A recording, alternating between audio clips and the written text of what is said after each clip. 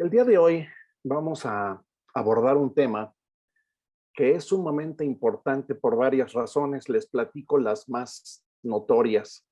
Una es que le da un contexto muy claro, muy definitorio a lo que hacemos en psicología de la salud, ya sea en términos de investigar un problema, de ver cómo hay variables que se van desarrollando y que parecen explicar la precipitación de un cuadro clínico y que incluye un cuadro clínico psicológico o puede incluir un cuadro clínico físico, es decir, médico, que como hemos visto en otros casos, en otras ocasiones, hace apenas 40 años no sabíamos cuál era el proceso, cuál era el mecanismo que hacía que un estrés intenso, prolongado, mal manejado, se convierta en una gripa o en un tumor.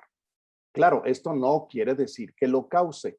Lo que quiere decir es que este tipo de variables interactúa con otras variables, muchas de ellas de naturaleza genética, y que acaban representando esta especie de empujoncito que hacía falta o que ocurría para que se precipite un cuadro clínico médico con los años. En el caso de la disfunción psicológica es más frecuente. De hecho, sabemos cómo hay antecedentes muy claros en la interacción familiar que suelen predecir a mediano y largo plazo el desarrollo de un problema psicológico. Pero ¿dónde ocurre todo esto? ¿Cómo sabemos cuál es el punto de corte que hace que algo sea normal, ocurra dentro de un contexto que todo el mundo lo percibe como normal, incluso los especialistas? ¿Qué es lo que ocurre? ¿Cuáles son los criterios o cuáles son los contextos en los cuales podemos decir esto hay que atenderlo? Esto no, si esto sigue así, se va a convertir en un en un problema más grande. Y entonces esto es lo que quiero platicar con ustedes el día de hoy. Básicamente se trata de una síntesis muy sencilla. Si no tienen ustedes las lecturas que apoyan esto, con muchísimo gusto, quien quiera se las mandamos. Y recuerden ustedes que uno de los puntos más importantes es tener criterios de decisión profesional, es decir, saber en qué condiciones hace uno qué cosa es lo que se tiene que decidir, cómo se trabaja en conjunción con otros profesionales, en este caso de la salud en general y de la salud mental en particular, para planear una intervención o para decidir el tamaño de un problema o el contexto de un problema. De modo tal que déjenme compartir la pantalla. Entonces, ¿cuál es el primer criterio? ¿Qué es lo que se nota primero? Tanto como especialistas como personas que simplemente ven el comportamiento de otras personas. Y se refiere básicamente a que se define el comportamiento anormal con un criterio totalmente estadístico. No quiere decir que signifique que tenemos que ser expertos en estadística para tomar la decisión. A lo que se refiere es a un criterio general al que puede reaccionar cualquier persona y decir esto es raro, esto está mal, en el sentido de que no lo hace casi nadie. Y si no lo hace casi nadie, y para acabarla de amolar, esto que no hace casi nadie está metiendo en problemas a quien lo hace, eso lo vamos a designar como comportamiento anormal. Es probablemente y seguramente el criterio más antiguo. Es muy probable que, no sabemos si desde el tiempo de las cavernas, pero quizá muy temprano en la historia, la gente que hacía cosas que no hacía casi nadie más, se le percibía de maneras relativamente específicas al respecto de cómo estaba funcionando en el grupo, cómo podía estar afectando ese tipo de comportamiento a lo que hacen los demás, etcétera. De modo que se trata de un criterio históricamente quizá muy antiguo y que tiene una serie de características en cada uno de estos criterios, que vamos a ver los tres más importantes. En cada uno de estos criterios, al usarlo, hay ventajas y hay desventajas. El primero, que es el comportamiento anormal en función de conformidad con normas. Ahora piensen en esto.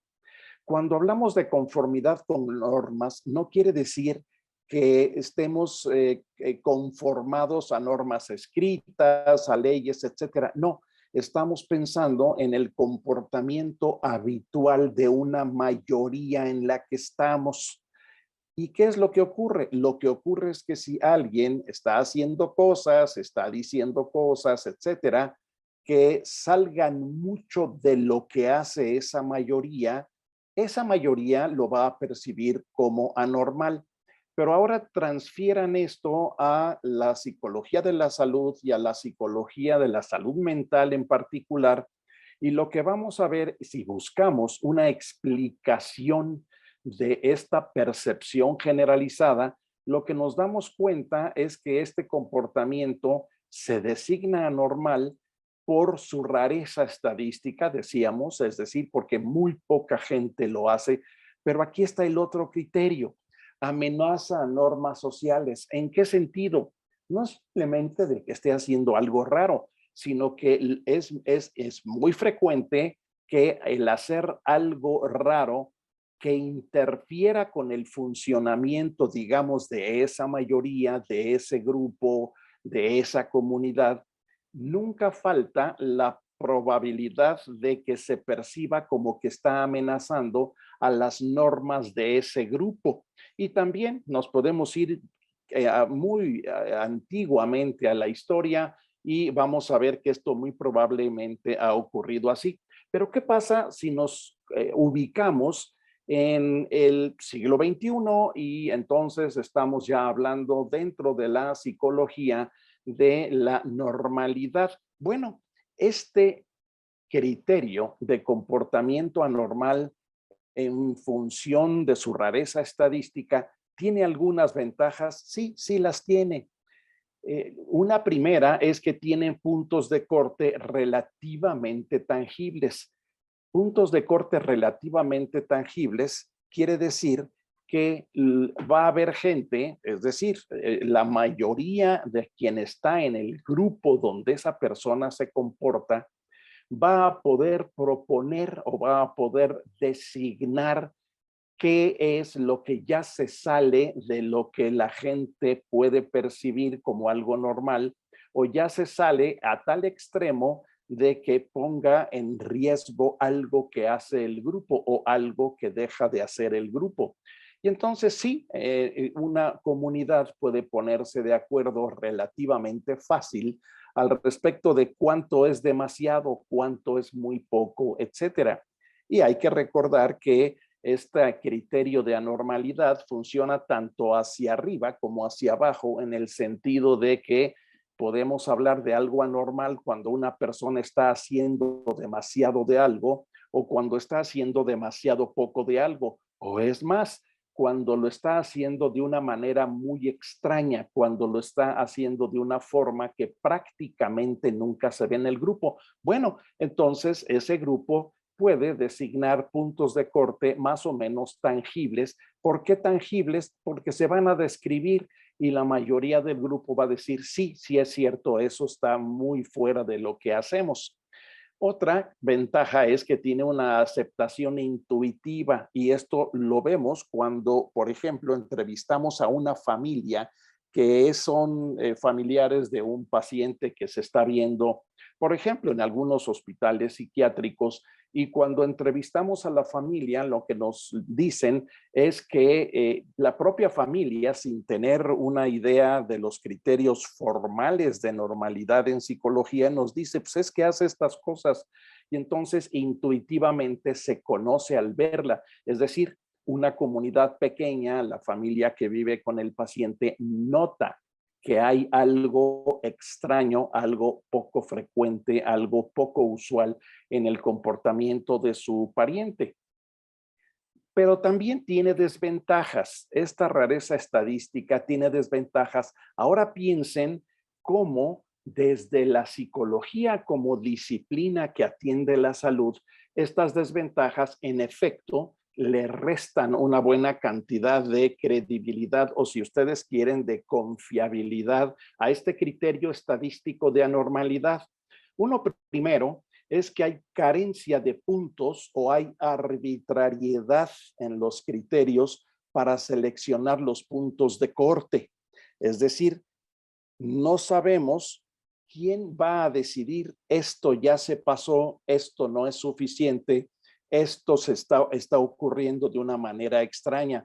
Es decir, o son puntos de corte que no existen porque no están escritos en ningún lado, o son puntos de corte que se deciden arbitrariamente y muy probablemente se deciden arbitrariamente dentro de la propia comunidad. Pero si lo pensamos como especialistas, también ocurre que los criterios están ausentes o bien que nosotros arbitrariamente decidimos cuál es el punto de corte para la normalidad. Otra desventaja es que hay una falta de criterio sobre una frecuencia o proporción de instancias o conductas desviadas. Y aquí recordamos con el término desviadas que es una desviación estadística, es una desviación de lo que hace la mayoría. Y entonces, como no tenemos esos criterios, podemos cometer errores hacia arriba o hacia abajo. Designar como anormal algo que realmente no genera un problema importante o designar como normal algo que ya está produciendo algunos problemas para el individuo o para su familia o para su comunidad. Pero tiene una tercera desventaja que depende mucho del contexto cultural en el que ocurra la conducta. Y esto lo vemos en muchas situaciones. Seguramente ustedes saben, por ejemplo, que en muchos pueblos, por cierto, no muy lejos de la Ciudad de México, hay un día al año en el que, por ejemplo, se celebra al santo del pueblo y ese día pasan cosas que no pasan casi nunca más. Para empezar, es algo que se organiza comunitariamente y entonces el pueblo puede decidir, por ejemplo, pues el padrino de la fiesta del santo del pueblo que designamos el año pasado es fulanito de tal. Ese padrino tiene una serie de responsabilidades. El día del santo del pueblo tiene que haber música casi todo el día. El día del santo del pueblo tiene que haber alcohol suficiente para todo ese pueblo. Tiene que haber comida suficiente, etcétera, y tiene que haber la participación de algunas personas significativas para esa comunidad en la celebración. ¿Y qué pasa? Esos días, si estamos de visita en ese pueblo, vamos a ver cosas que no se ven nunca.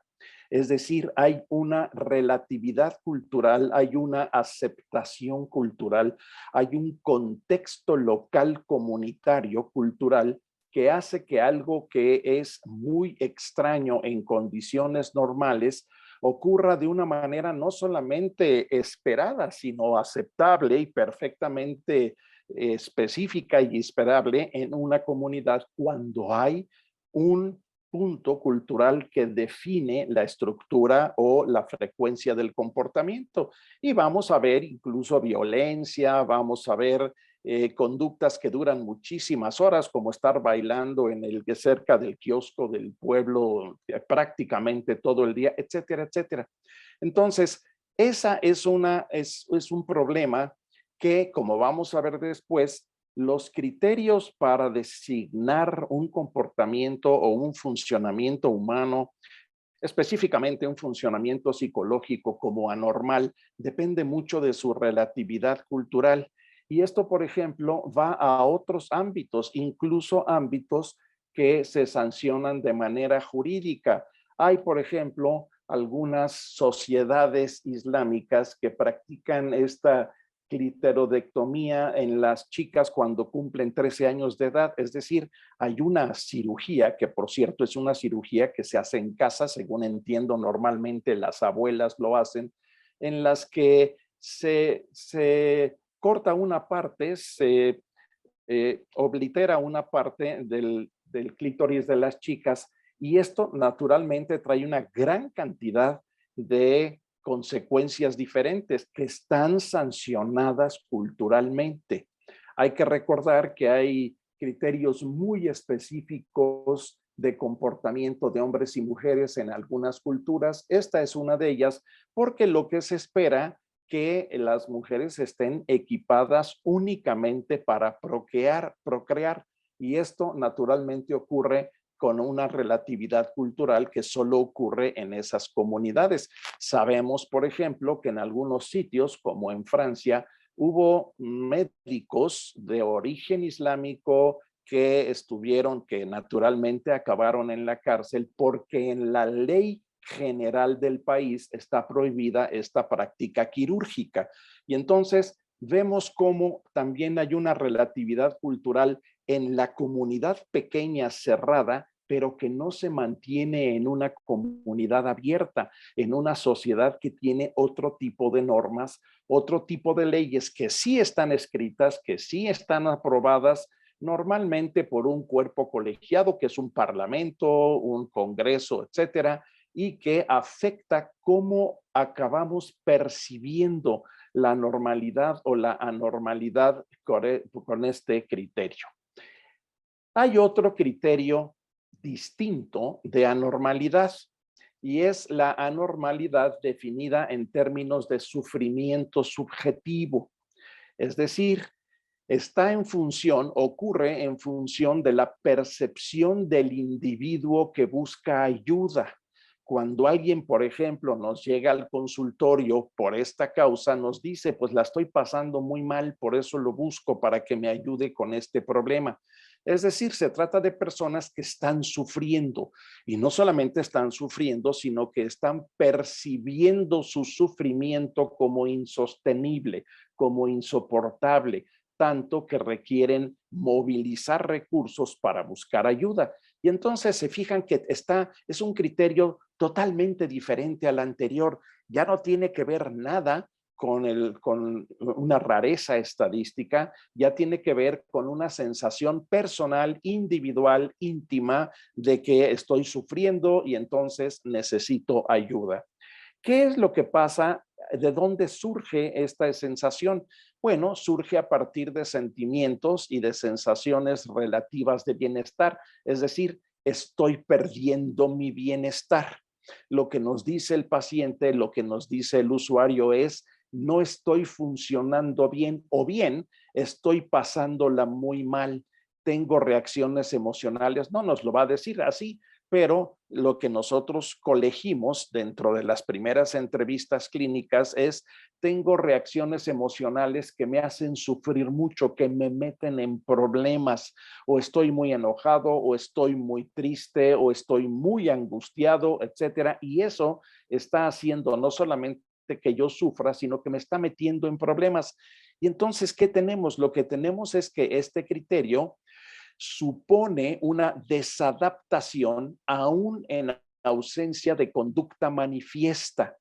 Es la gente que le preguntamos a alguien, por ejemplo, en el trabajo, en la escuela, en su propia casa, y nos dice, no, pues yo lo veo bien. Es decir, no hay algo que se observe evidente, obvio, y que se convierta en un juicio de anormalidad para quien rodea a la persona. Por eso se dice que ocurre en ausencia de conducta observable. Ahora, esto es especialmente relevante en casos de quejas somáticas. Vamos a pensarlo un momento. Es relevante porque los casos somáticos tienden a pasar incluso más desapercibidos. Por ejemplo, la persona puede tener un problema muy serio de tubo digestivo, puede estar teniendo reacciones en piel, puede estar teniendo problemas al dormir, puede estar teniendo problemas digestivos, etcétera. Y son cosas que no se atribuyen a un problema psicológico y tienden a pasar desapercibidas dentro del contexto de un problema psicológico. Lo más que puede ocurrir, por ejemplo, es que alguien de la familia muy cercano al paciente nos diga, pues sí, se enferma muchas veces, padece mucho de la barriga o tiene problemas de tal tipo, y sí, pero yo no le veo nada más. Y entonces lo que tenemos es precisamente lo que nos dice este último renglón de abajo. Hay un contraste notorio que se ve fácilmente con la opinión de otros. La persona está sufriendo, nos puede decir cómo está sufriendo, cuándo está sufriendo, en qué condiciones se pone peor, etcétera, pero los que están a su alrededor no lo notan. Y como ustedes ven, este criterio entonces precisamente se sale del anterior en el sentido de que es la percepción de otros las que nos va diciendo aquí está ocurriendo algo que no debería estar ocurriendo y que por lo tanto es anormal. Este segundo criterio de anormalidad en términos de sufrimiento subjetivo, ¿tiene ventajas? Sí, sí tiene ventajas. Tendría 3 ventajas. Tiene sentido en cuanto a relevancia social, es decir, lo que sí puede ocurrir es que la persona esté sufriendo a tal extremo a que sea notorio, familiar o comunitariamente cuando llega a esos extremos. Y entonces, si una persona, piénsenlo así, si una persona se queja reiteradamente de algún síntoma, de un grupo de síntomas, etcétera, la gente sí va a notar y sí va a tener un juicio al respecto de está mal, la está pasando mal. Pero además, el informe subjetivo de quien la está pasando mal también se convierte en algo relevante y puede incluso haber resentimiento. Ahora piensen en el efecto contrario. Yo la estoy pasando mal, estoy teniendo problemas serios y nadie lo nota. ¿Qué les pasa? ¿Por qué no me están haciendo caso? Y entonces vemos cómo cada uno de estos criterios va a depender de en qué sentido ocurren los cambios que están designando este comportamiento o este sufrimiento que acaba resultando anormal. Tiene otra ventaja. Tiene una ventaja de que permite recolectar datos sobre el sufrimiento a través de instrumentos de autoinforme, cuestionarios, entrevistas guiadas, preguntas específicas, listas de síntomas, etcétera. Y esto nos facilita mucho la decisión de colocar a este sufrimiento en un sitio que merece atención. Y una tercera característica o una tercera ventaja de este segundo criterio es que aligera la responsabilidad del clínico respecto a determinar un grado de desadaptación. La decisión ya no es del personal de psicología, ya no es del experto en psicología. La decisión ya la tomó la persona, ya la colocó en un contexto. Si le hemos escuchado bien, ya nos dimos cuenta dónde ocurre, qué extremo ocurre, etcétera. Y eso nos quita parte de la responsabilidad o nos quita parte de la necesidad de ser nosotros quienes digamos esto es demasiado poco o esto está ocurriendo de una forma en que no debería estar ocurriendo.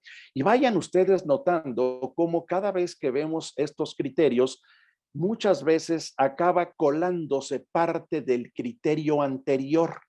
Por ejemplo, la responsabilidad del clínico respecto a determinar un grado de desadaptación, vemos esta última frase, un grado de desadaptación. Un grado de desadaptación al respecto de qué.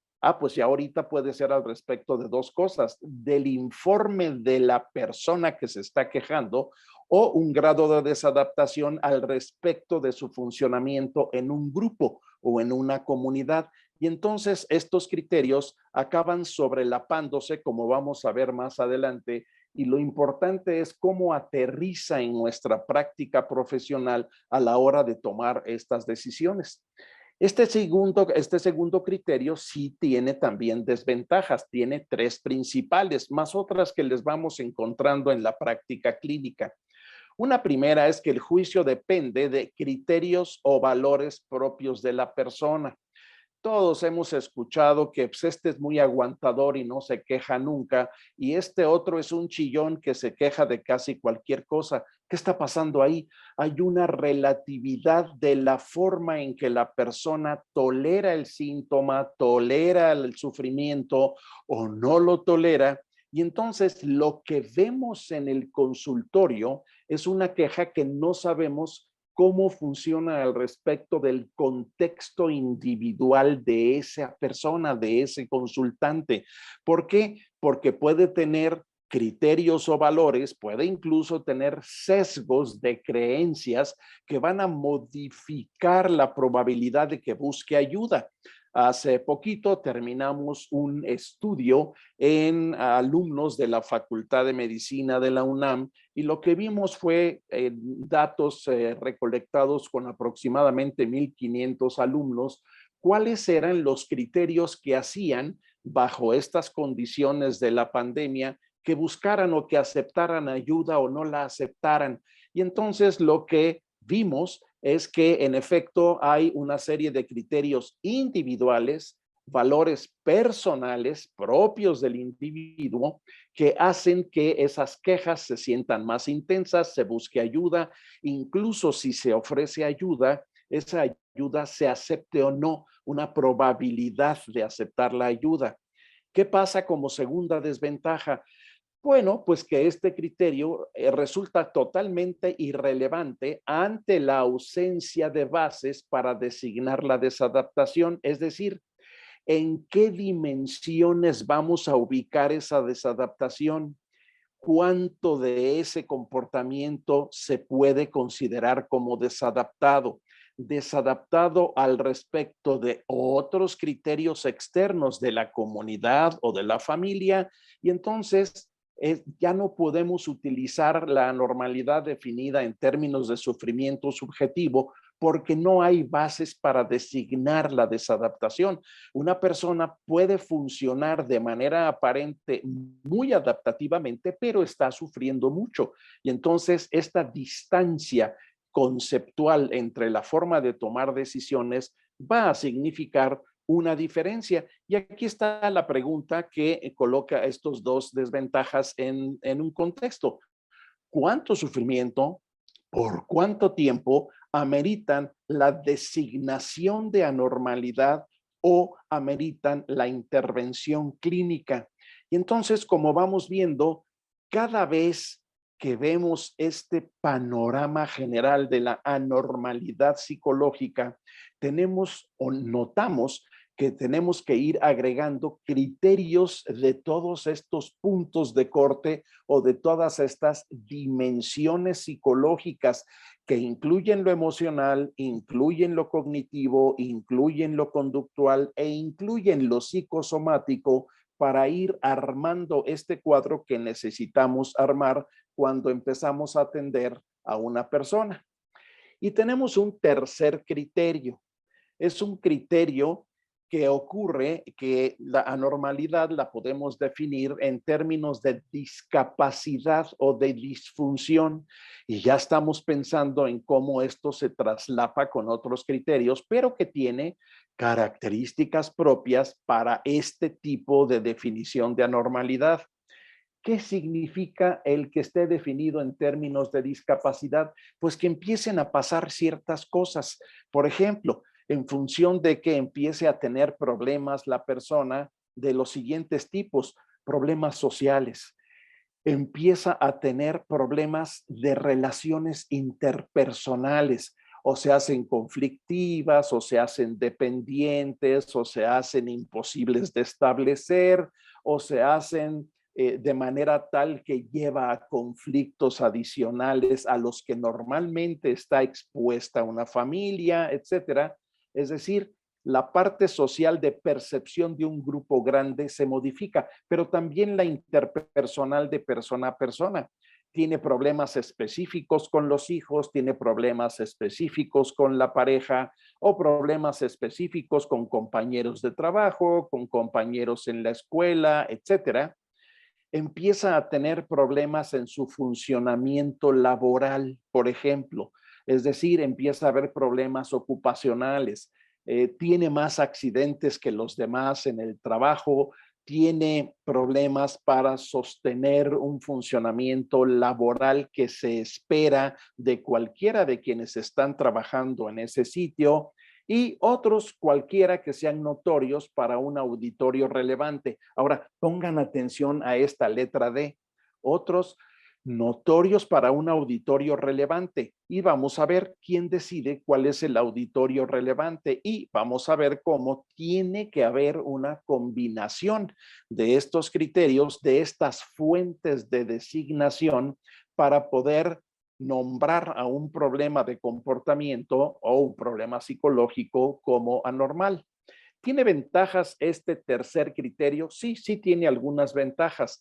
Por ejemplo, requiere relativamente poca inferencia. ¿Pero por qué requiere relativamente poca inferencia?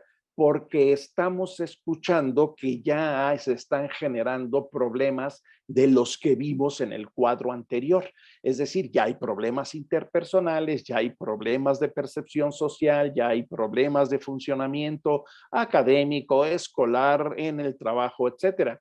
Entonces, requiere relativamente poca inferencia, como que lo notamos de una manera más o menos inmediata. Y además tiene una ventaja adicional que es probable que genere mayor consenso, es decir, que más gente esté de acuerdo entre el individuo y otros que le rodean. Es decir, a través de la interacción verbal, de la interacción interpersonal, va a haber más acuerdo y va a haber más anuencia a la queja. Y va a haber gente que va a decir, sí, la está pasando mal, ha estado teniendo problemas de este tipo. Y ese ha estado teniendo problemas de este tipo coincide con la opinión de otros y coincide con la opinión de la propia persona que está sufriendo o que está teniendo este problema. ¿Tiene desventajas? Sí, tiene desventajas también. Y son desventajas que, si ustedes se fijan, lógicamente pueden ser similares a la lógica de otras desventajas que vimos en los otros criterios. Primera, hay una dificultad para cualificar, para designar quién va a establecer una disfunción como meritoria de atención profesional. Es la pareja, es la persona, es la familia, son todos juntos, va a pesar más la opinión de uno, va a pesar más la opinión de otro, porque hay una decisión que tomar y la decisión puede ser individual de buscar ayuda o puede ser una decisión familiar o incluso judicial de enviar a alguien a recibir ayuda porque está representando un riesgo para su salud o un riesgo para la seguridad propia o para la seguridad de otros. Y naturalmente la otra desventaja consiste en la dificultad para, otra vez, determinar el nivel de disfunción que requiere ayuda. ¿Qué tanto, qué tan frecuente, qué tan intenso, cuando ocurre en presencia de quienes, cuando hay una percepción adicional de deterioro, cuando la persona dice ya no puedo con esto? Es decir, ¿cuál es el nivel de disfunción que amerita que se tome una decisión de dar ayuda? Y ahora vamos a poner todo esto en el contexto del funcionamiento profesional, precisamente del personal de psicología. Como ustedes saben, hay una serie de esfuerzos ya muy viejos que se iniciaron poquito después de la Segunda Guerra Mundial para poder tener acuerdos, para poder tener algún tipo de contexto profesional para la designación de anormalidad. Y conocemos básicamente dos grandes sistemas. Un sistema que surgió de la Asociación Psiquiátrica de Estados Unidos y un sistema que se ha adoptado internacionalmente a propuesta de la Asamblea General de la Organización Mundial de la Salud. Sabemos, por ejemplo, entonces, que la Organización Mundial de la Salud, su Asamblea General, está constituida por los ministros, por los secretarios de salud de todos los países que son miembros de las Naciones Unidas. Bueno, lo que han buscado es un consenso al respecto de estos sistemas. Y ahora vamos a ver cómo resultan relevantes relativamente al funcionamiento del experto en comportamiento, del profesional de la psicología. ¿Cuáles son las principales características que se buscan? Pero noten que esta búsqueda ha evolucionado históricamente desde 1946. Primero, estamos buscando clases de síndromes observados frecuentemente. Fíjense que aquí hay ya tres condiciones: una clase, un síndrome y que ocurre frecuentemente. Una clase quiere decir que es una categoría. ¿Pero una categoría de qué? De síndromes. Recuerden, síndrome en griego quiere decir sin, junto, y dromo, que avanza. Entonces, son cosas que tienden a ocurrir juntas. Ese es un síndrome. Es cosas que tienden a cursar juntas, a evolucionar juntas. Y el tercer criterio es que se observan frecuentemente. Ya están ustedes teniendo en mente cómo esto se va enchufando con los tres criterios de anormalidad que vimos antes. Segundo, con comportamientos que tienden, aquí está, a covariar u ocurrir juntos, que es lo que acaba definiéndolos como síndromes. Tercero, se busca estipular criterios específicos de corte, puntos de corte al respecto del número de síntomas de una lista. Pero fíjense, ya no estamos hablando de conductas, estamos hablando de síntomas. Ya hay una iniciativa o se busca designar las quejas de manera específica, como que caben en una categoría concreta, en una categoría específica. Y también se mete en esta categorización las series de comportamiento anormales que pueden o no ameritar diagnóstico formal. ¿Al respecto de qué? Al respecto de los tres criterios anteriores que están en esta lista: las clases de síndromes, los comportamientos y los criterios específicos. ¿Cuándo podemos decir, cuando veamos tanto de esto en esta condición y con este tipo de consecuencia inmediata, eso lo vamos a llamar síntomas y eso lo vamos a llamar tal cosa, un diagnóstico formal? Vamos viendo cómo esto se relaciona con nuestro funcionamiento profesional. ¿Cuáles son las condiciones usuales de los sistemas taxonómicos? Taxonomía quiere decir clasificación de diagnóstico formal para enfermedad mental. Y aquí vamos a ver cómo hay una serie de avances, pero cómo esos avances no necesariamente facilitan decisiones a la hora de atender a un paciente, atender a una persona con problemas de salud. Bueno, lo que se buscan son 5 cosas. Y esto ha ido evolucionando. Por cierto, al principio de la evolución de estos sistemas taxonómicos no estaban consideradas todas estas 5. Se fueron añadiendo a partir de los últimos 70, 80 años, desde que esta iniciativa inició. Y entonces, ¿qué tenemos? Es un síndrome o patrón conductual o psicológico significativo. Significativo al respecto de criterios que todavía no estaban estipulados en aquel entonces, pero que están asociados. Vean cómo se van juntando los criterios desde el principio. Un síndrome o patrón conductual o psicológico significativo. Segundo, asociado con sufrimiento actual. La persona expresa una queja de sufrimiento por esto que está ocurriendo. Se asocia con discapacidad, ya estamos agregando el otro criterio, se asocia con discapacidad, tiene un aumento significativo de riesgo de pérdida de la libertad, dolor o muerte. Este criterio se fue aplicando a los puntos más extremos de este funcionamiento, ahora sí, anormal dentro de todos estos criterios, que lleva a extremos que pueden estar afectando a una norma jurídica o a una norma social.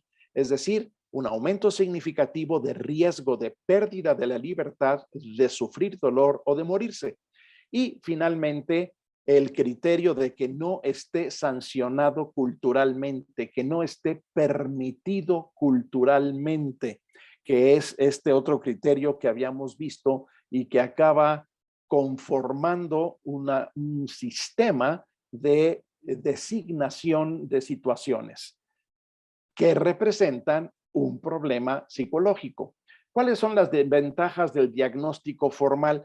Tiene alguna tiene ventajas, tiene estas 6 ventajas, más otras que vamos viendo dentro de la práctica profesional. Primero, y es quizá la más importante, facilita una comunicación relativamente estándar, relativamente acordada, relativamente típica entre clínicos.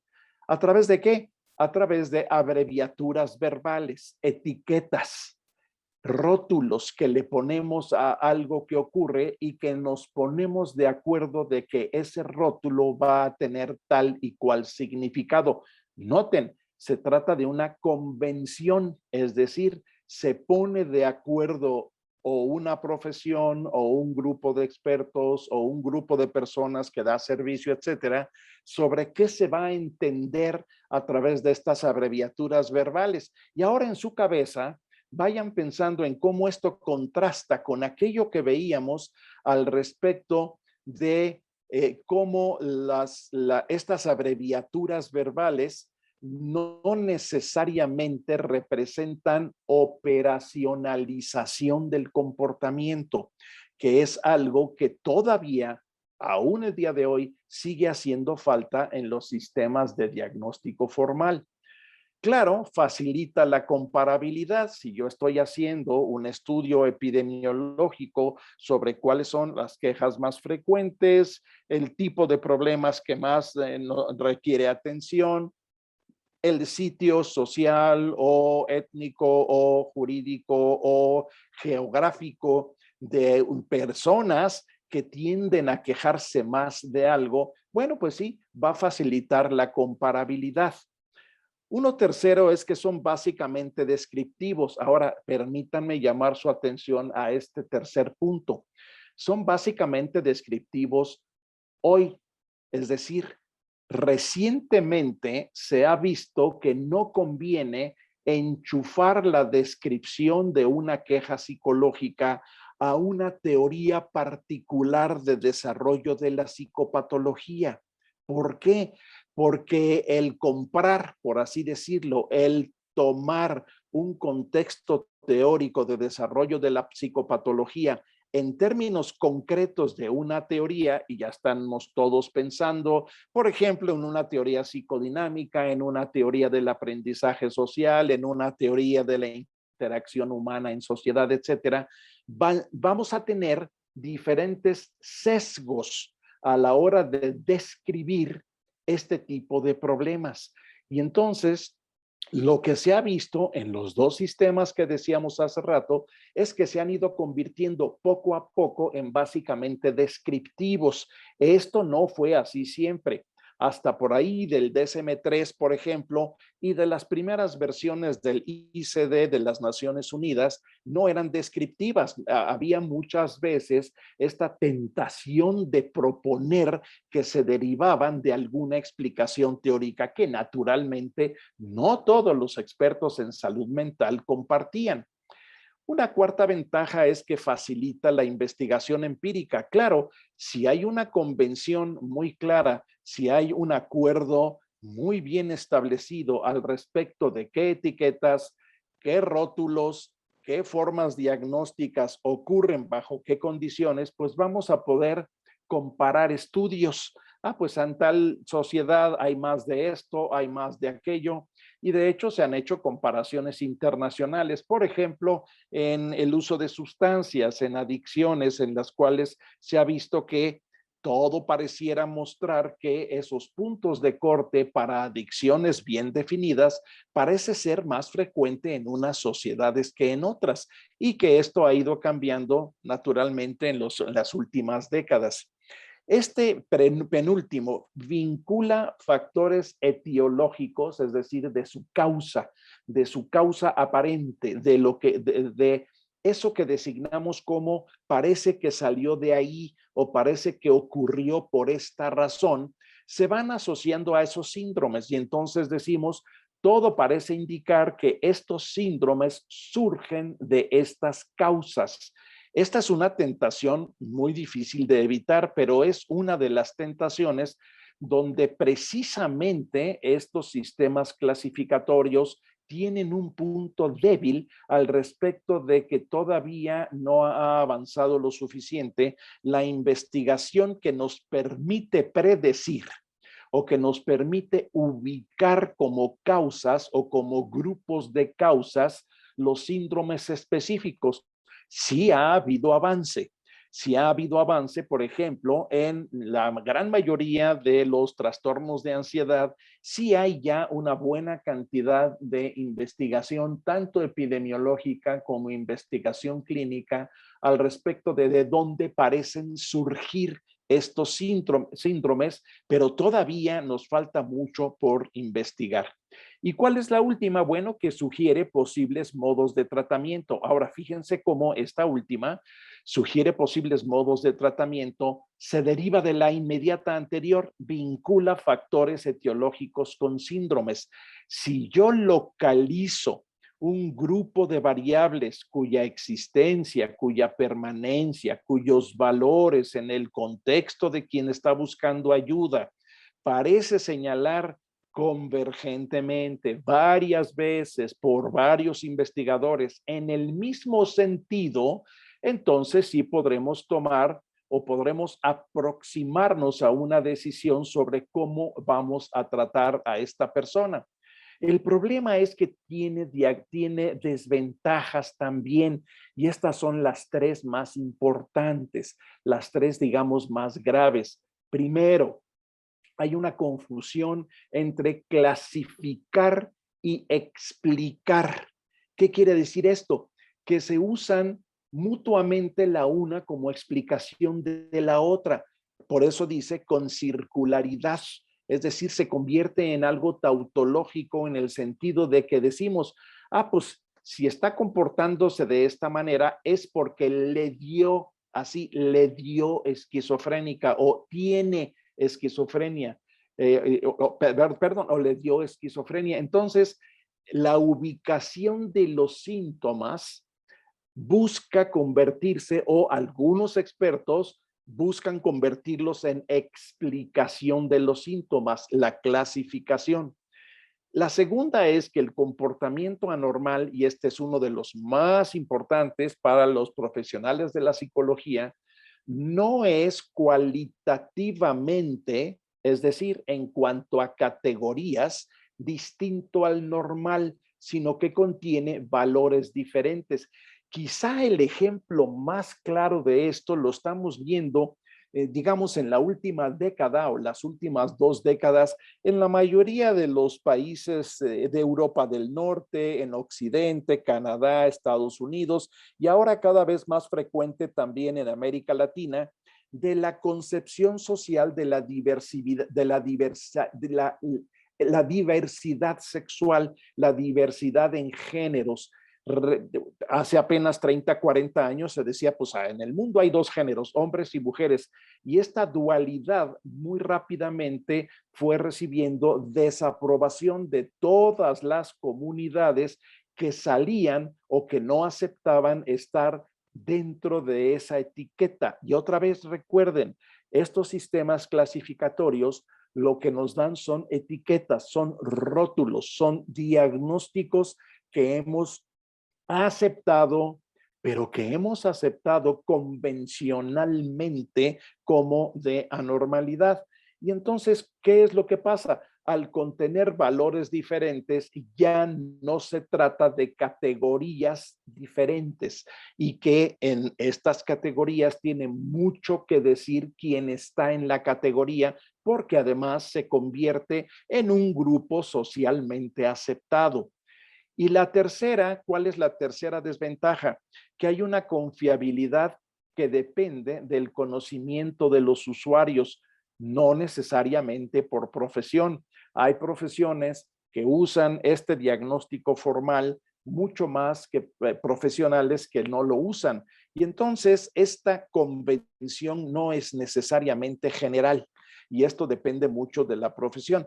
¿A qué se refiere con confiabilidad? Se refiere a que si alguien entrevista, por ejemplo, a un paciente de primera vez en un centro de salud, en un centro de atención a la salud mental, y, por ejemplo, se graba en un video esa entrevista y después el video se les pasa de manera independiente a dos o más observadores que ya están cualificados como expertos, que ya están dentro de una profesión o una especialidad que los designa como expertos.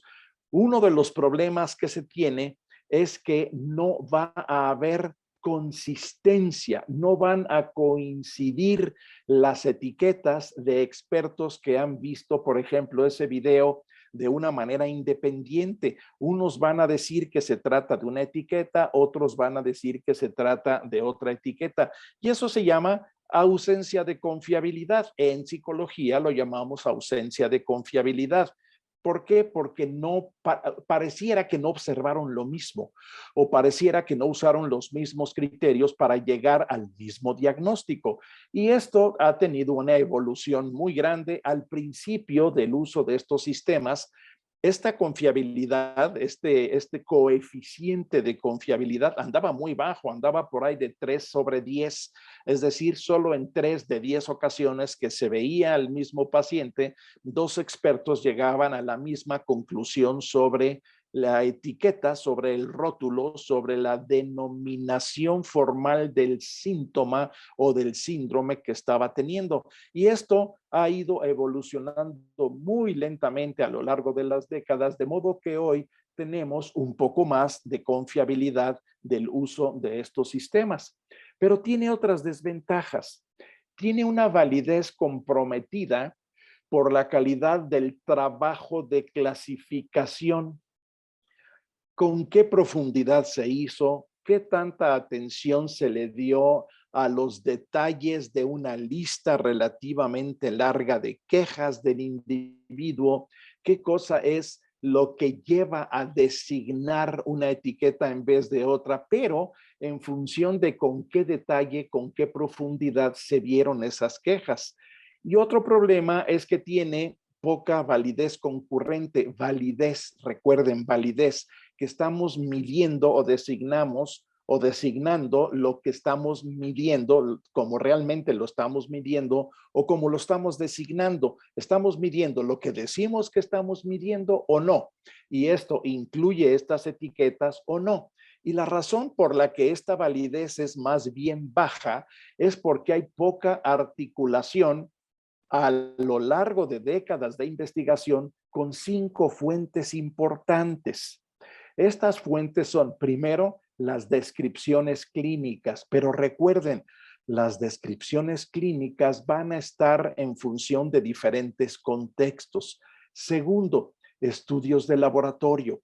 Se está avanzando cada vez más en estudios de laboratorio, estudios de gabinete, estudios de imagenología, y que están ayudando a localizar aspectos específicos, concretos de una lista de síntomas, de una designación, de un diagnóstico, etcétera.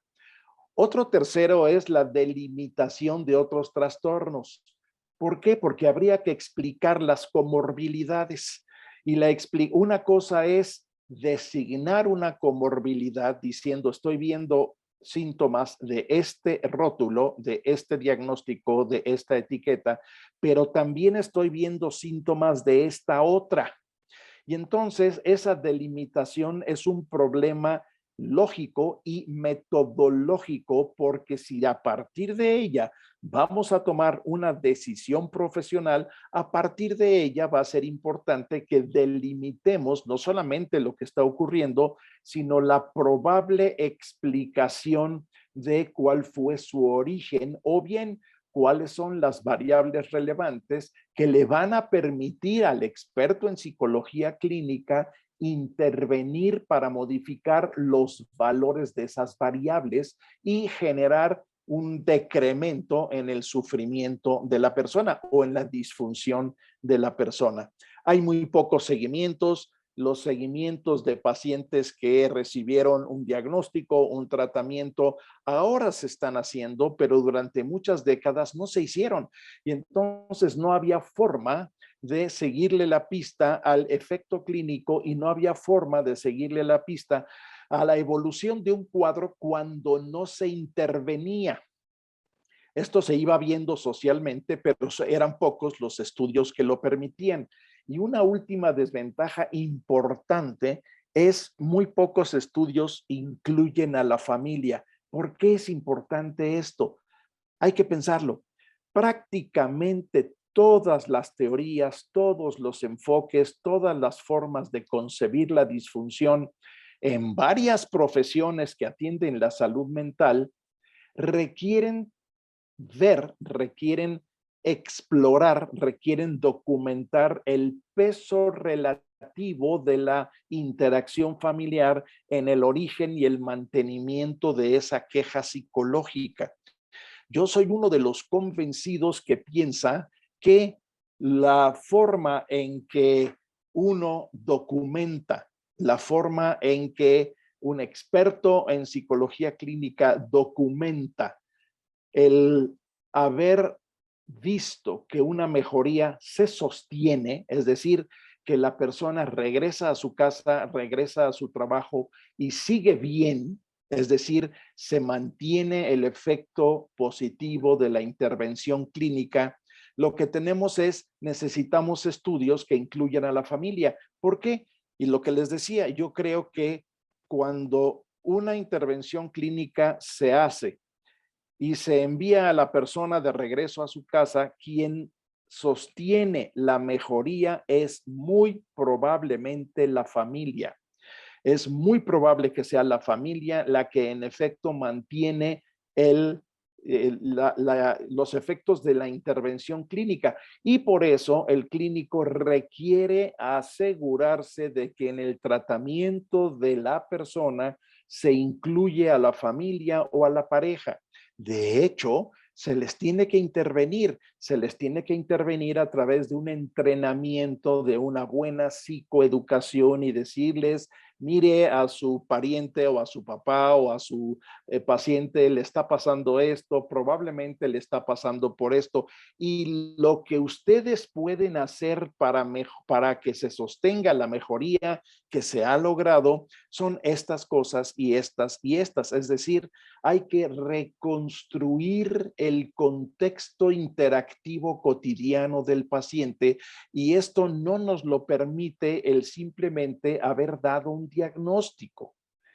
Hay otras desventajas, tenemos estas 4. Es sensible a efectos de prejuicios respecto de variables sociodemográficas.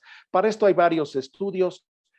Cuando una persona tiene poca escolaridad, poco ingreso socioeconómico, etcétera, y tiene algún tipo de comportamiento de estos que ameritan diagnóstico, el que se le diagnostique es mucho más probable que reciba ese diagnóstico que si se trata de una persona con muchos recursos, con buena escolaridad, etcétera.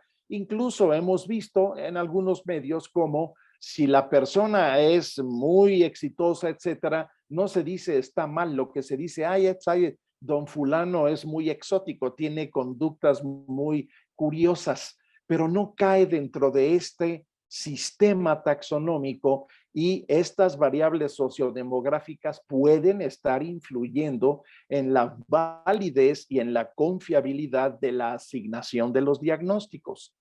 Una segunda, otra desventaja desde esta lógica es una cobertura excesiva de condiciones que no son padecimientos. La dislexia, los problemas de conducta, trastornos como el dependiente de la personalidad o la distimia. ¿Por qué? Porque ocurren bajo condiciones relativamente específicas que no permanecen siempre.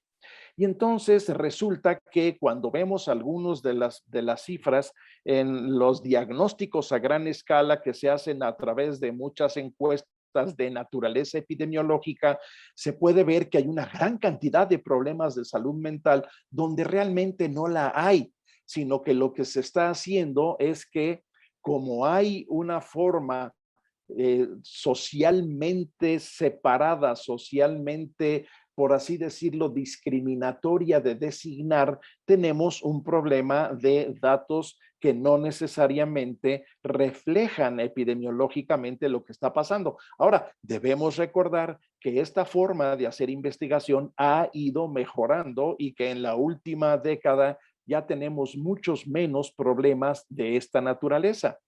La existencia per se de los trastornos. Si tiene tal cosa, pues hay que darle esto. Hay profesiones que naturalmente proponen que el comportamiento anormal, vamos a llamarlo así, el comportamiento anormal surge de un imbalance químico en el sistema nervioso. Pues lo que hay que hacer es restablecer ese balance químico en el sistema nervioso y eso se hace con medicamentos, cosa que es cierta. Pero también sabemos que en los últimos 30, 40 años hay investigaciones que lo que muestran es que experiencias repetitivas, sistemáticas, duraderas, de naturaleza muy específica en la familia, en el trabajo, etcétera, generan esta falta de equilibrios químicos, pueden generarlo. E incluso sabemos, por ejemplo, que los hallazgos relativamente recientes de la neurogénesis nos dicen que el ambiente cambia mucho al sistema nervioso. Y eso también lo sabemos a partir del análisis de cómo se desarrollan otros padecimientos que no son de naturaleza psicológica.